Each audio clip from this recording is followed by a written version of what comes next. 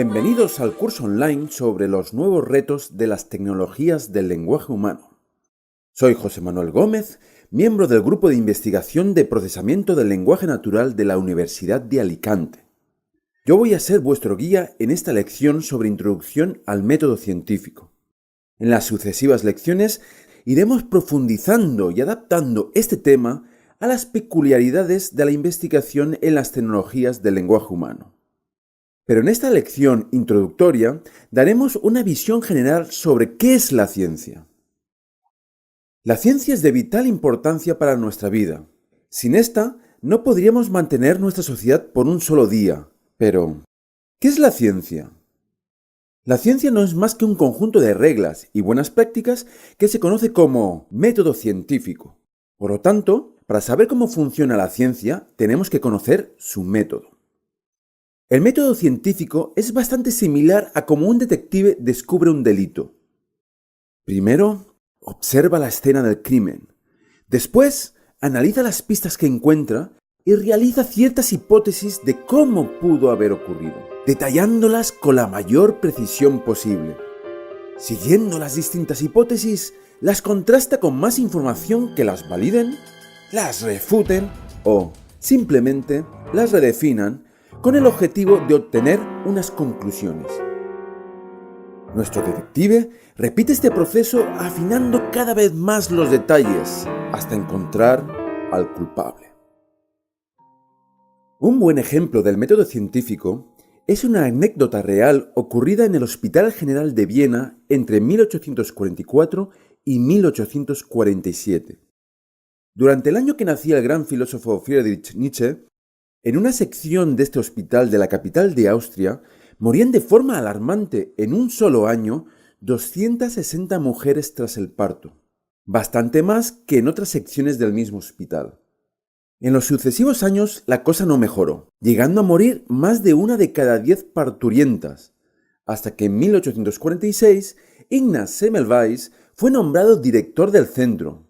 Ignaz quedó muy preocupado por esta elevada tasa de muertes y más si la comparábamos con otras secciones del mismo hospital, que era de aproximadamente 1 de cada 50. Semmelweis indagó todo lo que se conocía sobre esta enfermedad.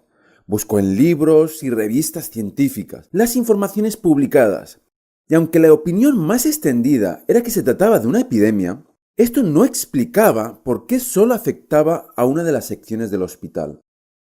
Así que, con los datos de los que disponía, propuso una primera hipótesis. Supuso que las causas eran debidas o bien a las diferencias de alimentación o bien a las diferencias de cuidados de las mujeres en cada sección.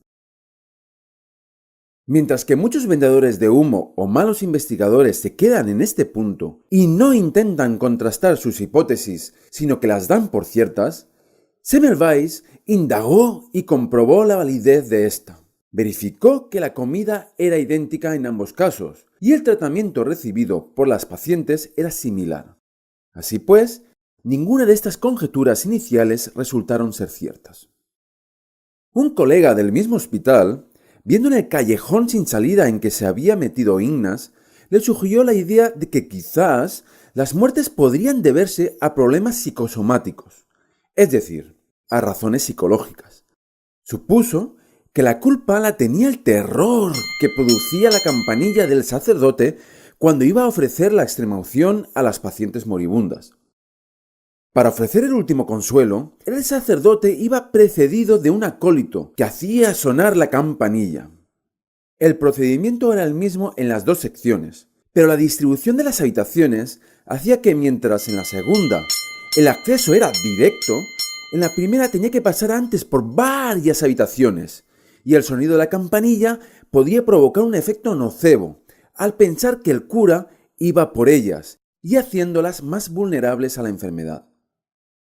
Por segunda vez, Semmelweis se puso manos a la obra para validar o refutar esta hipótesis, y convenció al sacerdote para que no se tocase la campanilla a su paso y diese el rodeo suficiente para llegar a la enferma sin ser observado. Pero aún así, la mortalidad no descendió.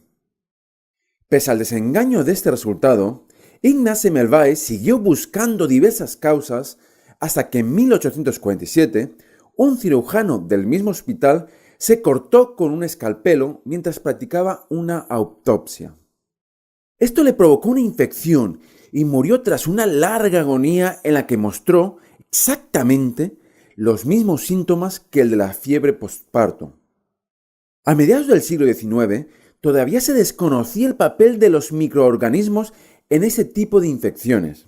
Pero esto no fue un problema para Semmelweis a la hora de concluir que algo procedente del cadáver pasó a la sangre de su colega.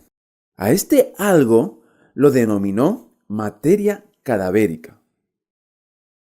En ese hospital era muy frecuente que los médicos de la sección primera realizaran autopsias antes de asistir a las parturientas y, como se desconocía el papel de las bacterias, pues ya os imagináis lo que ocurría, que ni siquiera se lavaban las manos. Una vez más, decidió poner a prueba la hipótesis. Ordenó que todas las personas que atendieran a las parturientas se lavasen antes las manos con una solución de cal clorada. El instrumental clínico utilizado recibiría también el tratamiento químico adecuado. Tras tomar estas medidas, la mortalidad por fiebre posparto quedó reducida al 1,2%, porcentaje incluso inferior al de la sección segunda. De esta manera, Semmelweis validó su hipótesis y concluyó que la fiebre posparto era producida por la infección por materia cadavérica. Pero el método científico no solo se aplica a la medicina, sino también a otras áreas del conocimiento humano, como la física, las ciencias sociales y las tecnologías del lenguaje humano. Incluso se puede aplicar a nuestra vida cotidiana. Un caso paradigmático del uso del método científico en la vida cotidiana es la demostración de que algunas terapias alternativas no funcionan. Todos vosotros lo podéis aplicar e incluso hasta una niña, literalmente, de 11 años lo puede hacer. Emily Rosa, una niña nacida en febrero de 1987, se hizo muy famosa en Estados Unidos a la edad de 11 años a publicar un artículo científico en el Journal of the American Medical Association, una revista médica por revisión por pares. En aquella época, en Estados Unidos, estaba muy de moda lo que se conoce como toque terapéutico o sanación a distancia, una terapia alternativa inventada en la década de los 70 por una enfermera llamada Dora Van Gelder, basada en la imposición de manos a cierta distancia del paciente. Esta terapia, prima hermana del Reiki, afirmaba que sus practicantes podían sentir el biocampo de las personas y curar todo tipo de enfermedades que éstas tuvieran. Emily Rosa tenía que hacer un trabajo de ciencias para su colegio cuando se enteró de que existía esta terapia y las bondades que sus practicantes defendían. Comprobó en la bibliografía científica que no existían estudios al respecto y decidió realizar una serie de experimentos para comprobar su validez. Al igual que Ignaz Semmelweis, Emily realizó dos cosas que cualquiera de nosotros puede hacer y que son cruciales para el método científico. Buscar información contrastada, intentando leer todos los argumentos a favor y en contra, e idear algún experimento, aunque sea mental, para intentar rebatir la hipótesis, confirmarla o refinarla. Ella decidió poner a prueba una de las habilidades que los terapeutas afirmaban poseer, que podían sentir los biocampos de otras personas. De esta forma, se gastó $10 en material, convenció a 21 terapeutas de toque de su localidad y realizó el siguiente experimento. Ella y el terapeuta se pondrían en extremos opuestos de una mesa dividida por una cartulina con dos agujeros, por los cuales el terapeuta metería cada uno de sus brazos. De esta forma, el terapeuta no podría ver a Emily, pero ésta podría poner, sin tocarle, una de sus manitas cerca de una de las manos que salían del agujero.